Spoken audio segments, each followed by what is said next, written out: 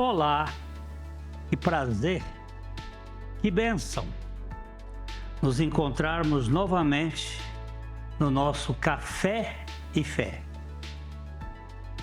Sempre trazendo um convidado especial, alguém que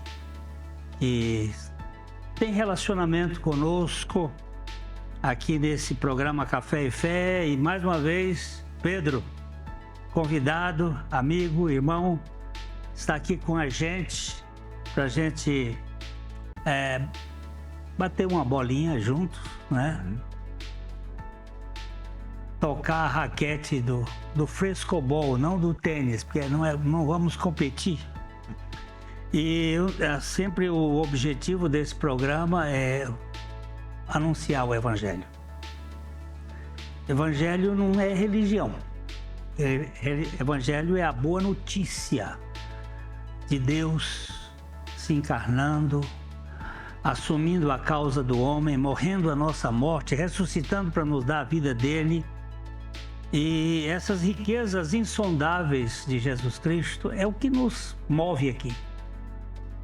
Nós não temos novidade, nós temos o novo, aquilo que faz sentido. Os links de nossas redes sociais estão aí na sua tela, para que você possa conhecer mais o nosso material e você também possa participar conosco aqui. Você tem 3 maneiras de fazer isto. Você pode compartilhar os nossos vídeos para propagar o Evangelho, a boa palavra de Deus. Você pode orar, você pode nos apoiar nesse ponto da oração e também apoiar contribuindo para a sustentabilidade do programa. Ele tem custos e se você achar isso necessário, você pode fazer. Aí tem a forma de comunicar, de você participar. E também eu queria dizer para você, pegue seu cafezinho aí, porque o nosso Café e Fé só está começando. E já já nós voltamos.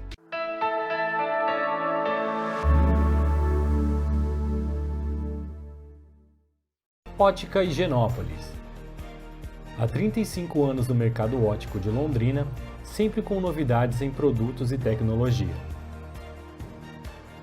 Nossa equipe está preparada para dar uma verdadeira consultoria, facilitando a escolha de seus óculos para correção ou proteção solar.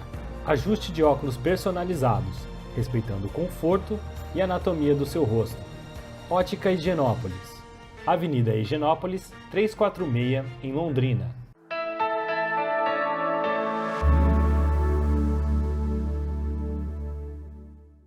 Pois é, nós estamos aqui com um probleminha, a gente quer falar um pouco sobre jejum e inicialmente pensamos em fazer um jejum de hipócrita. Foi uma sugestão e eu achei que jejum de tolo ficaria mais interessante. Há um título da canção Ouro de Tolo, do Raul Seixas, e essa é uma expressão que existe mesmo. Há um mineral chamado pirata, que é formado pela união de um átomo de ferro com 2 átomos de enxofre. Essa combinação resulta em um metal dourado, mas não tão dourado quanto o ouro e engana o tolo. Então, esse jejum de tolo é essa coisa que a gente cria aí para tentar achar que é vida espiritual. Agora, o que é o jejum bíblico? Falando inicialmente, Pedro, do jejum bíblico. Existe esse jejum? É real essa modalidade, esse exercício espiritual do jejum? A prática do jejum, o que é isso, hein, Pedro? Me dá uma ajuda aqui também. Eu estou velho, mas às vezes eu esqueço. Tem a memória muito melhor que todo mundo aqui. Mas eu creio, pastor, que o jejum ele tem sim o seu lugar, sabe? Ele tem o seu lugar nas escrituras. Infelizmente, ele é muito deturpado no meio da cristandade, no meio da religião, ele é muito deturpado, ele é abusivo, ele é meritório, as pessoas acham que ele é barganha com Deus. Mas o jejum bíblico ele existe e ele tem o seu lugar, né? Eu entendo que é uma prática voluntária de busca a Deus, é uma expressão de lamento, de arrependimento. Mas uma coisa que é muito importante, o jejum ele é uma extensão da oração, né? É a oração que puxa o jejum e não o contrário, né? Então, existem situações em que nós estamos tão envolvidos num momento devocional, num momento de oração, que nós abrimos mão de uma refeição, por exemplo, para que isso não haja interrupção. Então, esse eu creio que é o jejum bíblico, né? Agora, esses jejuns forçados, hipócritas, exibicionistas, eu creio que esses são desagradáveis ao Senhor, né? É verdade, há muita coisa, até a Margaret Thatcher, a Dama de Ferro, quando a Irlanda estava aquela briga de separação, tinham algumas pessoas que faziam jejum para mover o coração da Margaret Thatcher. E eles ficaram 50 dias, 60 dias em jejum e ela não se dobrou. E alguém dizia, essa mulher é mais dura do que Deus. Mas o que acontece é o seguinte, jejum é uma bênção quando feito da maneira certa. Você usou a expressão aqui, é uma extensão da oração. Eu penso assim, a oração é a locomotiva e o jejum é o vagão. Não é o jejum que puxa a oração, é a oração que puxa o jejum. Eu vou orar e fico tão envolvido na oração que acabo não comendo. Mas não é uma coisa para forçar Deus a olhar para mim, porque isso aí seria uma moeda de troca. Uma barganha. Barganha. Né? E nós precisamos entender que o jejum bíblico, né, ele é uma bênção. Você vai encontrar várias pessoas, Jesus mesmo jejuou, antes dele começar o ministério, mas ele só jejuou. Eu vou dizer uma coisa aqui que pode até você achar que é meio herético, mas não. Jesus, ele foi para o deserto, o Evangelho de Mateus descreve isso. Ele foi para o deserto a fim de ser tentado pelo diabo. E ficou 40 dias sem comer porque o diabo atrasou. Ele não jejuou tanto assim por uma outra razão. Foi o atraso do Satanás de vir trazer a tentação. Porque ele queria ver Jesus fraco, né? E ele demorou para vir tentar. Passou os 40 dias. Mas o jejum bíblico, ele é fundamental e ele envolve momentos com o Senhor, que nós tiramos as refeições porque queremos estar com o Senhor. Queremos ficar com Ele. Thomas Edison, o criador da lâmpada, ele às vezes ficava preso num projeto e não parava. E o sobrinho dele chegou, ele estava no laboratório e disse, tio, vamos almoçar, está tudo pronto lá. E eu vim para almoçar com o senhor hoje. E ele disse, filho, eu estou ocupado aqui e vai almoçar e depois eu almoço. E ele ficou lá trabalhando. Quando ele chegou lá para 6 horas da tarde, ele sentiu uma fomezinha e foi até a copa, lá a sala de jantar, e tinha um prato sujo. E ele disse, eu comi e nem vi. Olha só. O sobrinho tinha deixado o prato sujo, né? E eu comi e nem vi, porque estava tão envolvido com aquele projeto dele que... Acabou jejuando. Na presença do Senhor, você fica... Eu já tive o jejum de 3 dias, por causa de uma luta espiritual. Quando eu estava enfrentando com uma moça uma opressão, uma possessão maligna, e eu comecei a buscar o Senhor, querendo saber o que acontecia. E, Senhor, e daqueles dias eu fiquei por 3 dias em oração, e foi o maior tempo que eu já fiquei. Eu tive um professor que ficou 21 dias em jejum, buscando a intimidade com Deus. Então, o jejum bíblico, ele é verdadeiro, ele é uma bênção e envolve momentos com o Senhor que nos abastece na refeição. Eu vou contar uma historinha antes da gente parar um pouquinho, Pedro, que aconteceu na Biafra. É um material que foi traduzido pelo fundador de Londrina, o irmão George Crane Smith, que foi membro da nossa comunidade. E ele traduziu na época que Biafra estava passando por aquela fome louca. Uma família foi encontrada num determinado local com magros, mas com a pele lisa, a pele parece que tinha nutrida. Muita gente morta, muita gente doente, fraca. E a Cruz Vermelha, quando chegou ali, viu aquela família, eu não sei se eram 11 filhos ou 13 filhos, é um número que eu perdi esse texto, deve estar guardado em um lugar aí na minha biblioteca. Os médicos chegaram e disseram: o senhor tinha alguma comida escondida aqui? E eles disseram, o homem foi lá e pegou uma Bíblia e veio com a Bíblia na mão e disse: faz mais de 30 dias que nós não comemos. Nós não temos, acabou todo o nosso mantimento, acabou o milho, acabou a cevada, nós não temos mais nada. E à noite eu sentava com a Bíblia e começava a ler, porque eu li na palavra de Deus assim: Jesus sendo tentado pelo diabo, nem só de pão viverá o homem, amém, mas de toda a palavra que sai da boca de Deus.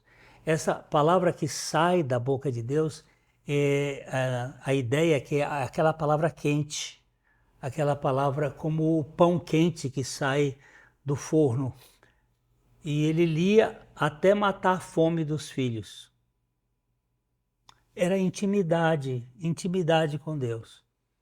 E eles ficaram impressionados, tinha a fotografia deles, e jejum por falta, por carência, mas com intimidade com Deus. As outras famílias morreram. Mas tem um outro jejum aí, rapaz, que é um perigo, né? É um exibicionismo. E eu espero que você tenha um pouquinho de... Só para a gente lembrar, Pedro, o que Jesus disse em Mateus 6. Dá uma lida nisso, Mateus 6, 16 e 18 a 18. Jesus, ele diz assim: quando jejuardes, não vos mostreis contristados como os hipócritas, porque desfiguram o rosto com o fim de parecer aos homens que jejuam. Em verdade vos digo que eles já receberam a recompensa perante os homens. Uhum. Tu, porém, quando jejuardes, unge a cabeça e lave o rosto, com o fim de não parecer aos homens que jejuas, e sim ao teu Pai em secreto, e teu Pai que vê em secreto te recompensará. Em secreto, é um momento de devocional com o Pai. Né? Intimidade. É relacionamento, é coisa de intimidade. O jejum bíblico não é dieta, né? Não é dieta, não é regime. Então para um pouquinho. É já que a gente volta aqui para conversar. Próximo bloco. Próximo bloco.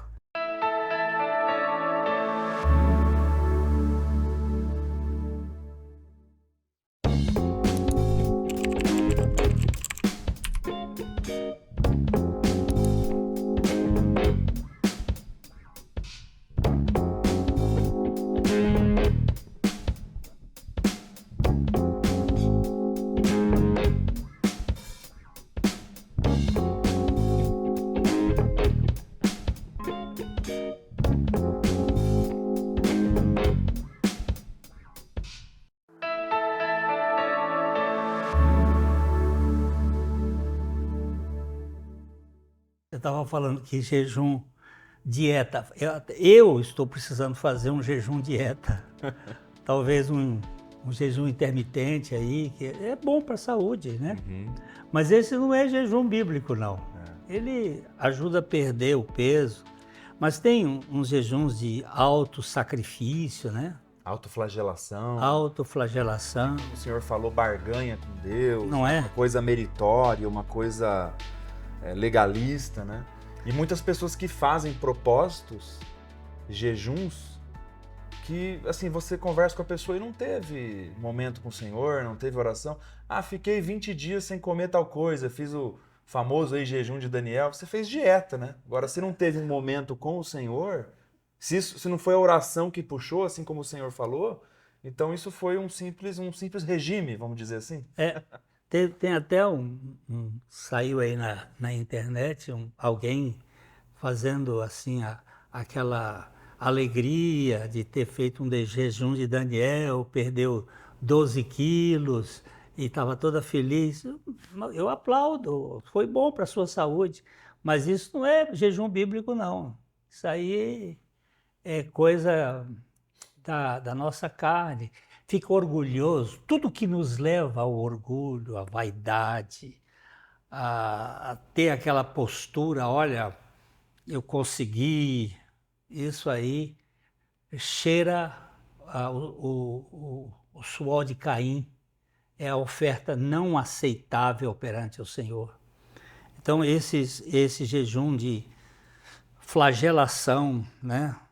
Penitência. E é um mandamento de Jesus, assim como o senhor leu no final do primeiro bloco do programa, que Jesus ele ordena que quando a gente pratica o jejum, para que não saia falando para os outros, se exibindo, que o Pai sabe. Né? Então isso é importante para nós. Tanto o jejum quanto a oferta, quanto a oração, ela precisa ter discrição. As esmolas, né? Você não precisa blasonar, você não precisa sair contando para todo mundo, né, que você está jejuando. Ele disse, lava o rosto e fica diante de Deus, penteia bem o cabelo, deixa tudo bonitinho. Não é para você mostrar aquela cara de Madalena arrependida de que você está jejuando para ganhar alguma coisa. Agora, tem um jejum sem peso, um jejum em ocasiões específicas. Isso é importante. Né? Eu contei aqui há pouco sobre a questão da minha luta espiritual com aquela jovem e eu precisei ficar com o Senhor, eu precisava estar com Ele, de ter uma intimidade maior e saber qual era o propósito dele. Esse é muito comum na questão. Os demônios só sairiam com oração e jejum. Tem uns que botam com jejum e oração, botam o jejum na frente da oração, mas não é. É a oração que puxa o jejum. A locomotiva e o vagão. Não é? É interessante, pastor, que isso é muito importante. Nós entendermos que o jejum bíblico, ele é uma prática voluntária de busca a Deus. E ela sempre foi uma prática voluntária de busca a Deus. E nós vemos ele sendo praticado em ocasiões específicas, assim como o senhor falou. Teve aquele episódio daquela casta de demônios que só sairia com oração e jejum. Quando os irmãos foram levantar presbíteros, eles oraram e jejuaram. Né? Então a gente vê algumas situações. Quando Paulo e Barnabé foram enviados, houve ali orações e jejuns. Então são ocasiões voluntárias e específicas. Assim como o Senhor testemunhou, esses dias que você jejuou e teve essa busca do Senhor, com certeza o Senhor teve um enfraquecimento da sua carne e um revestimento do Senhor. Mas isso foi voluntário, isso foi ocasional, isso não é uma obrigação, assim como nós vemos no judaísmo, muitas vezes, as pessoas, assim como o Senhor falou, nas esmolas, nas orações e nos jejuns, essa obrigação. Nós vemos, por exemplo, a situação do fariseu e do publicano, ele falando que eu jejuo 2 vezes na semana, como se fosse uma regra. né? Então isso o Senhor, eu creio que desconsidera, mas Ele considera um coração contrito, né? Ah, essa aí é diferente. Deus não está olhando o nosso estômago vazio. Ele está olhando o nosso coração vazio de presunção, de orgulho, de autossuficiência. Este coração quebrantado é o caminho da verdadeira espiritualidade. Pode até você estar com o estômago cheio e o coração vazio, só não pode estar com o coração vazio e o estômago vazio também. E aí a situação é de penúria total. Você falou do levantamento dos presbíteros, né? A igreja se reúne e vai buscar o Senhor e ora, e na oração tem um irmão tibetano chamado Sadhu Sundar Singh. Ele é chamado de o apóstolo dos pés sangrentos. Ele orava e orava e orava e ficava dias sem comer. Nas suas orações, na sua intimidade, ele não almoçava, não tomava café, não jantava. Ele estava na presença de Deus. E isso sem exibicionismo, sem qualquer ideia de chamar a atenção. Porque é aqui que está o grande problema. Você vê que desde o Antigo Testamento, Deus condena o jejum dos tolos, o jejum dos hipócritas. Você tem o texto de Isaías. Do profeta Isaías, capítulo 58, ali a partir do verso 4. Eis que jejuais para contendas e rixas, e para ferirdes com punho iníquo, jejuando assim como hoje não se fará ouvir a vossa voz no alto. Seria este o jejum que escolhi? Que o homem um dia aflija a sua alma, incline a sua cabeça como junco, e estenda debaixo de si pano de saco e cinza? Chamarias tu a isso jejum e dia aceitável ao Senhor? Porventura, não é este o jejum que escolhi, que soltes as ligaduras da impiedade. Olha só. Desfaça as ataduras da servidão. Deixes livres os oprimidos e despadeces todo o jugo.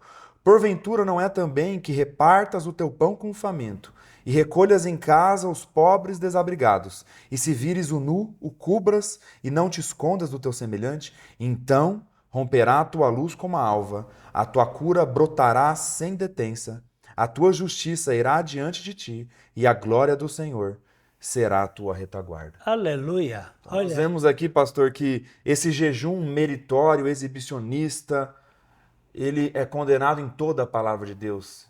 Nós vemos aqui um texto do Antigo Testamento, onde o Senhor se desagrada desse jejum que leva à rixa, que leva à hipocrisia, ao humanismo, né? Um jejum que não se preocupa com o próximo. E aqui nesse jejum tem até um banquete. Verdade. Ó, porventura não é também que repartas o teu pão com o faminto e recolhas em casa os pobres e desabrigados, e se vires o nu, cubras e não te escondas do teu semelhante? Olha, ele está no jejum que Deus quer, tem repartição de pão, tem comida, porque é outra esfera o jejum. Não é simplesmente retirar um alimento para fazer uma situação de enfraquecimento físico, que é válido esse enfraquecimento. Esse enfraquecimento leva uma consciência maior da necessidade de Deus, mas não é só isso. Né? Esse meu professor, que ficou esse tempo em jejum, 21 dias, ele disse que os 3 primeiros dias ele sentiu fome. Depois do 4º dia em diante, ele não teve mais fome. Mas lá para o 15º, ele começou a ter lutas espirituais com hostes malignas. E ele parou no 21º dia porque ele estava com grandes lutas das potestades. E então nós temos que entender qual o jejum que Deus quer para o seu povo. É o jejum da justiça, é o jejum do benefício, O amor, né? do amor. É você ser um instrumento de Deus. A vida de Cristo em nós, ela traz descanso, traz prazer, traz deleite. Ele não traz fardo. Traz peso, né? Não traz Achei peso. muito interessante o texto do profeta Isaías, porque se nós de fato cremos que o jejum ele é uma extensão de um momento de intimidade com o Senhor, de um momento de oração, de devocional, então esse momento, pela graça de Deus, pela vida da ressurreição que habita em nós, pela vida de Cristo que habita em nós, vai nos levar a repartir o pão com o próximo, se preocupar com o próximo, amar o próximo com atitudes. Então é isso que Deus ele nos alerta. Olha, vocês estão fazendo um jejum que é só para si. É um jejum egoísta, um jejum ególatra. O jejum ele é uma consequência de um momento de devocional daqueles que querem, pela graça de Deus, amar o próximo, assim como Cristo nos amou. Né? Olha, se você quer fazer um jejum para o seu deleite, para o seu bem, procura um nutricionista para ajeitar aí a comida e fazer um... Mas nunca conte que isto é jejum de espiritual, ou jejum de intimidade com Deus. É bom fazer os jejuns para perder peso? É bom. Saúde do corpo, ele vai agradecer. Mas o que Deus mais está nos orientando aqui nesse jejum do profeta é que nós possamos ser instrumentos de acolhimento, ser parte das soluções, ser instrumentos de abrigo, de dar condições aos que estão com fome poderem comer parte da nossa refeição. Deus nos dê graça de sermos membros do corpo dele e podermos estimular outros a uma vida de intimidade, não é, Pedro? Uma vida de comunhão com Deus. É isso aí. A gente vê também, pastor, muitas pessoas que estão com peso nas costas, porque às vezes frequentam determinados sistemas religiosos ou denominações onde o jejum ele é uma obrigação e se você não jejuar 10 ou 21 dias, você não é espiritual. Então a pessoa ela se sente pesada. E nós vemos que esse jejum bíblico é um jejum voluntário, de busca ao Senhor. Então, eu acho que nós poderíamos até ler aquele texto de Mateus capítulo 11. Por favor, leia isso aí. Mateus capítulo 11, versículo 28, Jesus diz assim: Vinde a mim todos os que estáis cansados e sobrecarregados, e eu vos aliviarei. Tomai sobre vós o meu jugo e aprendei de mim, porque sou manso e humilde de coração, e achareis descanso para a vossa alma, porque o meu jugo é suave e o meu fardo é leve. Prestou atenção nisso? Amém. Prestou atenção nisso? Que Deus dê a você e a mim a postura e a condição de termos o jejum bíblico de fato, e não esta influência religiosa, esse cabresto religioso que prende tantas pessoas. Eu quero agradecer aqui a sua presença, que até aqui esteve conosco, e que a nossa fé continue sendo aquecida, aquecendo os nossos corações. Até o próximo Café e Fé. Olha aquele abração do velho aqui de coração para coração. Até a próxima.